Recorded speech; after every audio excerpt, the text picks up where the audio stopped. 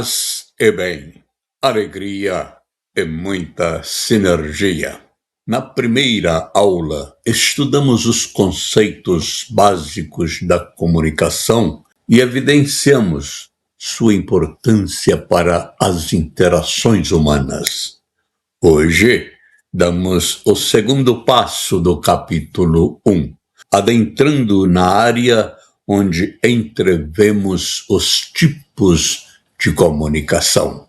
Compreender os tipos de comunicação é essencial para que se saiba qual ferramenta utilizar em cada situação, desde uma conversa informal até um discurso para multidões.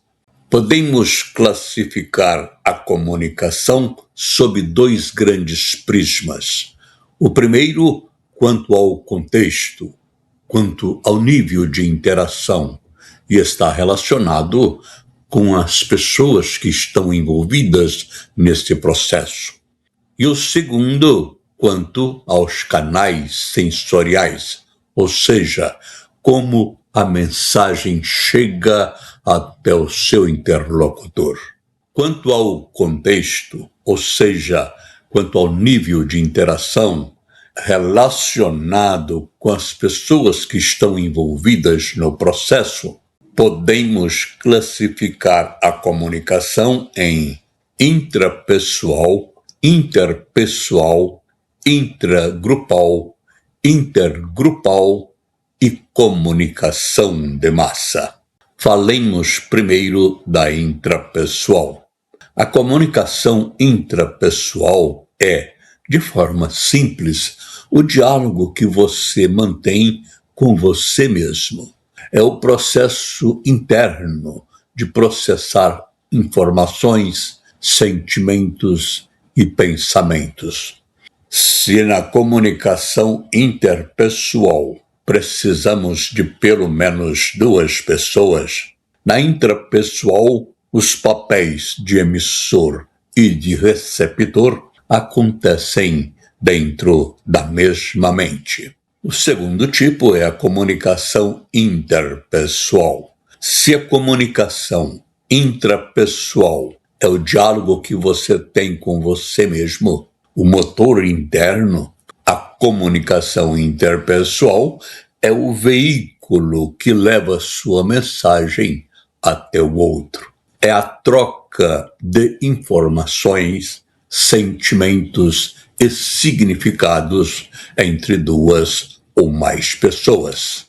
Em seguida vem a comunicação intragrupal. A comunicação intragrupal é o intercâmbio de informações, ideias e emoções que ocorre dentro de um mesmo grupo de pessoas que compartilham um objetivo, uma identidade ou um espaço comum. Na sequência vem o tipo intergrupal. A comunicação intergrupal ocorre quando a interação não é apenas entre indivíduos, mas entre representantes de grupos diferentes. É o diálogo entre o nós e o eles. Na comunicação intergrupal, as pessoas costumam falar e agir com base em sua categoria social, ou seja, sua profissão, sua empresa, sua religião ou sua nação. Vamos a um exemplo prático. Uma reunião entre o departamento de vendas e o departamento de produção de uma empresa é uma reunião intergrupal. Um debate entre dois partidos políticos, uma negociação entre duas empresas parceiras são outros exemplos.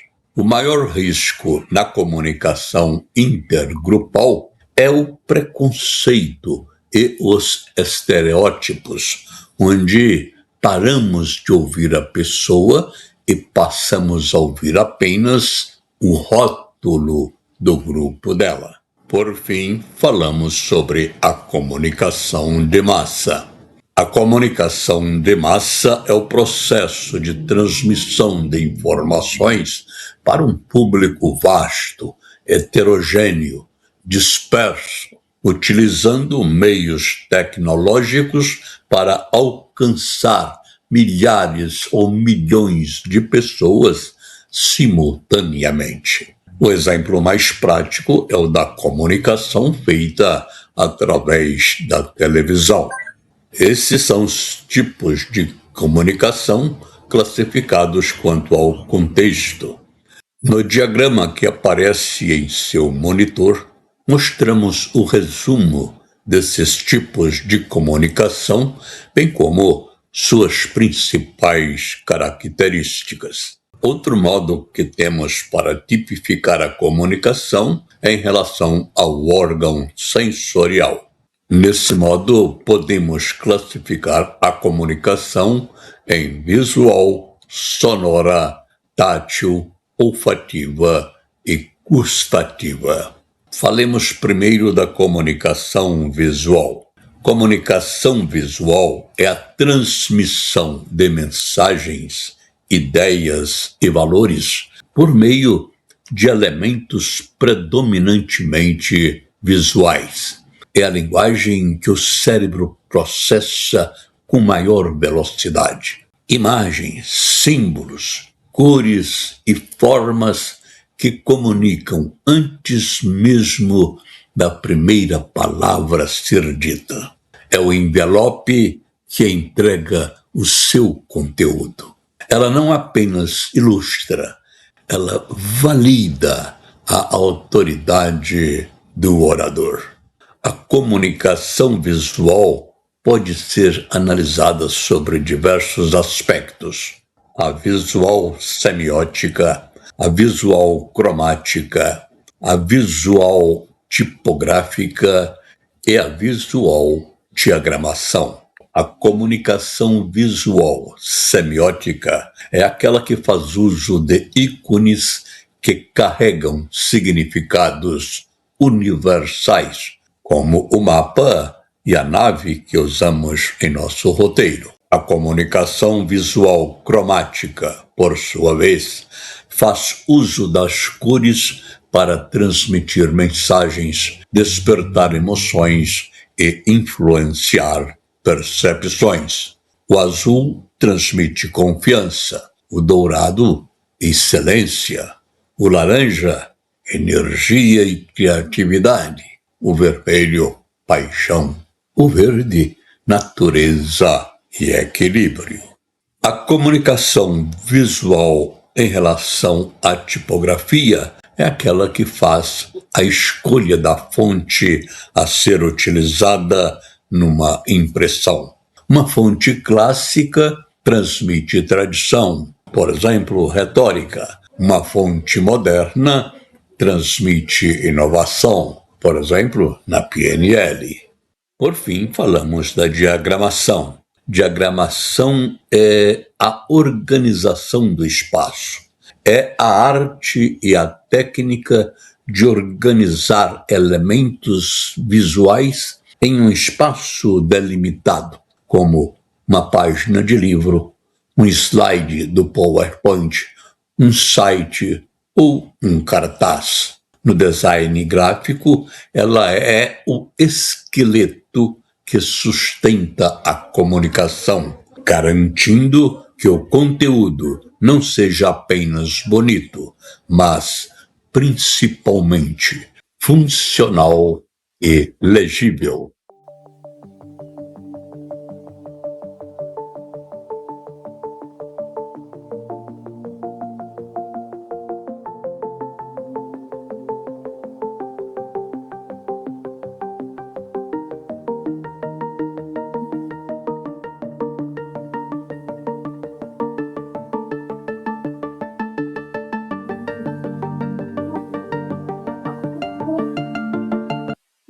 Avançando um pouco mais sobre o nosso tema de hoje, falemos sobre a comunicação sonora.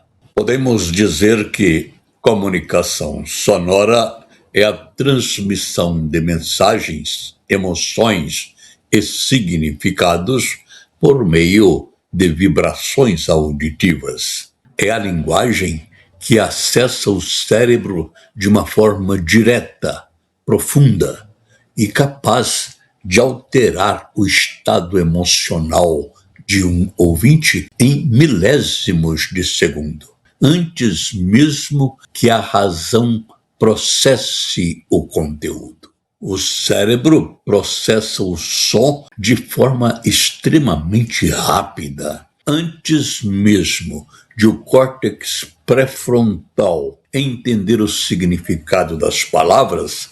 O sistema límbico já reagiu à entonação da voz. A comunicação sonora é o veículo de energia da sua oratória. Não é apenas o que você diz, mas a assinatura vibracional que você deixa no ambiente.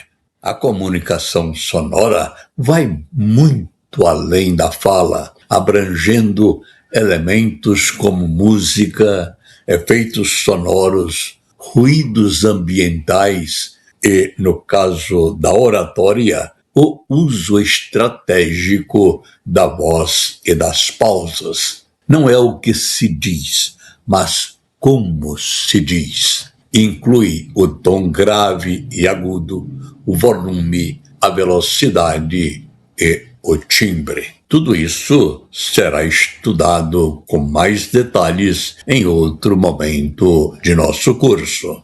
Diferente da visão que é direcional, ou seja, você precisa olhar para ver, o som é omnidirecional. Ele envolve o público. Na oratória, isso significa que sua voz não apenas chega aos ouvidos, ela preenche o espaço. Uma excelente ideia, dita com uma voz insegura, perde o valor. Uma ideia simples, com uma voz sonora e bem colocada, conquista o seu público.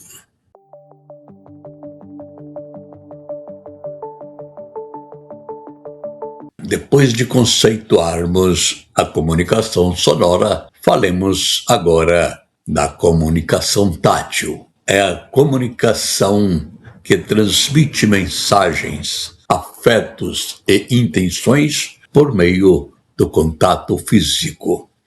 É a forma mais ancestral e biológica de comunicação humana, capaz de transmitir segurança, autoridade ou acolhimento de forma instantânea, antes mesmo de qualquer palavra ser processada. O tato foi o nosso primeiro sentido. Antes de dominarmos a fala complexa, o toque servia para acalmar a prole, selar alianças entre caçadores e identificar membros do próprio grupo. Na linguagem intragrupal, é o sentido da proximidade e da verdade. Embora a oratória foque na voz, a comunicação tátil é decisiva no networking e em apresentações presenciais. O aperto de mão, por exemplo, é o cartão de visitas tátil. Um aperto muito forte irrita o outro. Quando firme, transmite confiança. Faz parte do ethos, faz parte da construção do ethos. Um aperto fraco pode sugerir insegurança ou desinteresse. Um destaque especial nesse tipo de comunicação vai para o toque social. Um toque sutil no braço ou no ombro de uma pessoa, quando apropriado e respeitoso, pode quebrar barreiras de resistência e criar um rapport imediato. É necessário cuidado para que o toque não se torne invasivo. Na PNL, observamos como o toque pode servir como uma âncora sinestésica, um toque sutil. No momento de uma emoção positiva, pode marcar aquela sensação no interlocutor. Mas neste tipo de comunicação há uma fronteira do espaço. É a fronteira proxêmica que trata do respeito tátil. A comunicação tátil é uma ferramenta de altíssimo impacto, mas seu sucesso depende do respeito à proxêmica, que é a ciência que estuda o espaço pessoal. Cada indivíduo possui uma bolha invisível que, se rompida sem permissão ou contexto, transforma o desejo de conexão em uma sensação de ameaça. No ambiente corporativo ou acadêmico, o orador de excelência deve dominar as 4 zonas de distância. A primeira é a zona íntima, que vai até 45 centímetros. É o espaço reservado para familiares e relações muito próximas. O segundo espaço é a zona pessoal, que vai de 45 centímetros a 1,20 m.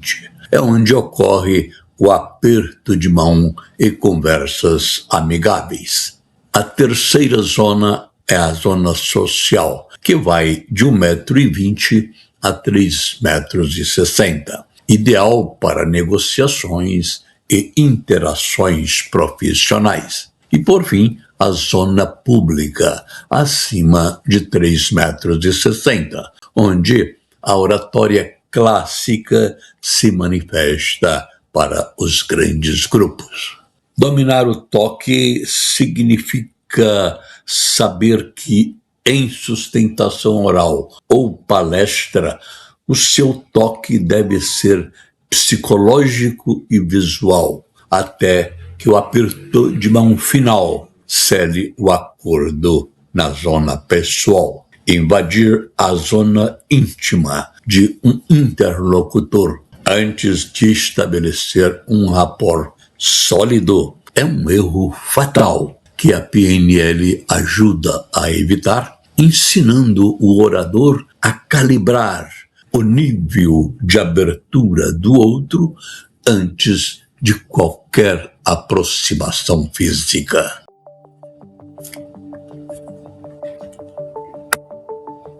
Seguindo nossa caminhada, falemos sobre a comunicação olfativa.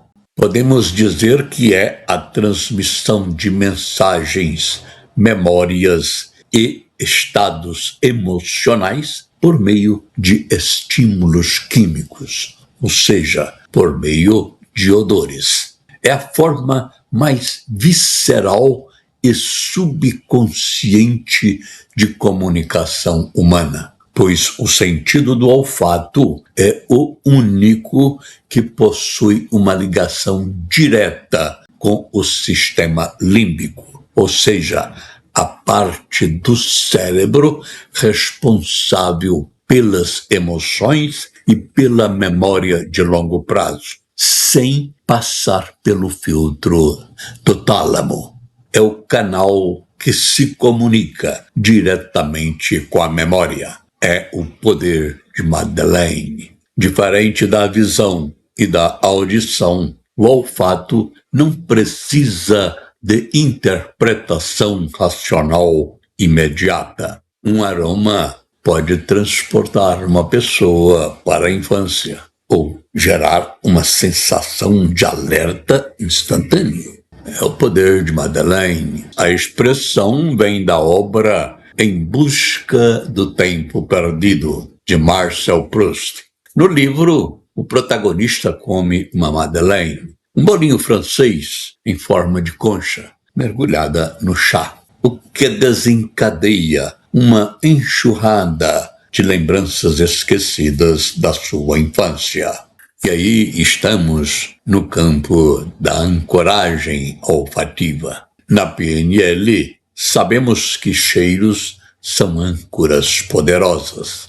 Um ambiente com um aroma específico pode ser usado para induzir um estado de relaxamento ou de foco em seus alunos. Embora você não entregue um cheiro pelo YouTube, a comunicação olfativa é crucial em treinamentos presenciais e em sua imagem pessoal. Grandes palestrantes e empresas utilizam fragrâncias específicas em suas salas para que o público associe aquele cheiro ao sucesso e ao aprendizado. O uso moderado e estratégico de uma fragrância pessoal pode reforçar o seu ethos, a sua credibilidade, tornando sua presença física marcante e memorável.